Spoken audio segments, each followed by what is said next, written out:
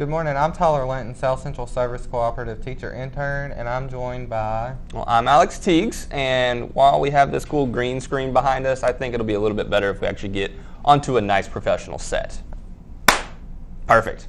So I'm Alix Tiegs. I'm a teacher here at Magnolia High School. Okay, Mr. Tiegs, can you tell us how many years you've been teaching? So this is actually my first year as a teacher here at the high school level, at any level, really, at all. What is your educational background? Can you tell us how did you start with an associate's or did you go on? So I went to school at the University of the Ozarks here in Clarksville, Arkansas, and there I got a degree in strategic communication and radio, television, video broadcast, which is a mouthful, but yeah. Yes. Okay, so can you tell me maybe something you wish you knew the first day you walked in your classroom? There was a manual sitting on your desk and it said, Mr. Tiegs, expect this. Yeah, if there was a manual for how to go through each day one by one in a high school environment, that person would be a millionaire. Being able to understand and cope with and just dissect each day by day interaction you have with these students is a handful.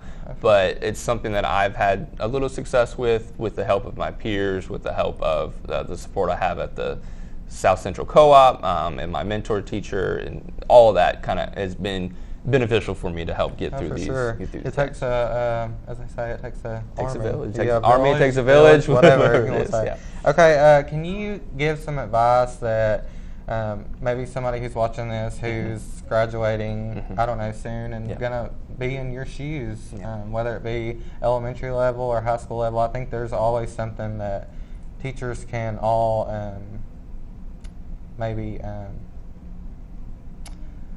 collaborate with each other.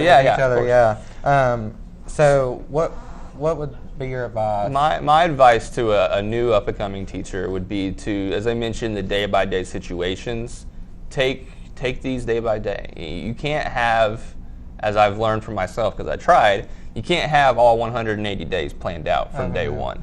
You've got to go accordingly. It's never going to go accordingly, no matter what level you're at, K through 12. And so being able to take everything in stride day by day, be super flexible with not only yourself but with your students, that's where you're going to be able to kind of find success and be able to kind of build up your students and yourself.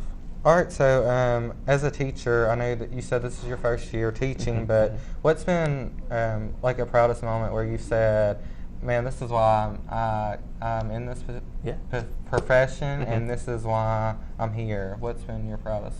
Being able to see these students get to learn how to use the equipment, being able to put on a full production like this, and watching things just click for them has been super rewarding for me, because I can see myself in their shoes. I can see myself growing up and learning how to use the equipment and learning how to tell stories and create this art. That's what it is. It's art. Even though it's a different medium. To create this art and seeing them have success with it, seeing them be happy with it, and in turn just learn. Learn. You know, seeing students learn and making ideas connect is fantastic. Oh, for sure. I know teaching is probably one of the hardest jobs. I would probably be 100% confident in saying that teaching is one of the hardest jobs. Yeah, for sure. And you know, you have to know how to organize your time because it takes a lot of time. I mean, I don't know if people realize who are on the outside how much time goes into teaching. What's a way that you organize your time so that, you know, you can disconnect when you're at home? I know you said you were married and she's a teacher here as well. So what's a way that when you're at home you can disconnect? Well, we do spend a lot of time talking about school. Yeah, even outside of school, we do. It's just it just comes to our conversations naturally. Yes, because it's something we both deal with on a day-to-day basis. But being able to, as I mentioned before, just take those things day by day and be super flexible. That's the biggest things that has helped me. I will say I've been a little lucky or a little blessed in the way that I've tried to set up our class where we spent a lot of time in the first semester getting to know how to use the equipment, getting to know how to use the computers and the editing program. And so now these students are doing more creating while I'm supervising and guiding. And so that frees up a little bit more time for me during the day to be able to plan what we have in the future, plan what productions we're going to be doing, being able to do those sorts of planning things during the day instead of during the night. Yeah, because there's certainly a lot that is off the scenes, I guess. I guess that's a good reference. Yeah, for sure. That goes into teaching, so you have to make that time for sure. So can you tell us 3 words you would use to describe your classroom? If someone asked, Mr. Tiegs, what's your classroom like? Okay.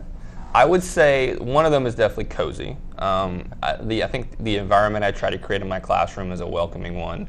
I've got students all the time who I don't even have wanting to come in here and just see what we're doing. And so that's a big part of it for sure. I would say dedicated, because these students have to come in and be able to work day in and day out to have success in the class, for sure. A lot of students have realized that editing a video isn't easy. It takes a lot of time. Who knew that putting together this whole production was time intensive, and it is. And then just open in general too would be another word I would use. I try to be as open as I can with my students, and I'm hoping that they're as open as I am with them as they can be with me. Absolutely. And so just having that balance and that communication open not only creates a good kind of team environment, but it just helps us kind of keep moving forward in the class. I know when I walked in it was very inviting. I think I'm going to tell the co-op I want to come hang out here some more. Of course. I know you went into a little bit about what the class is, but can you describe, kind of what you guys do here? Yeah.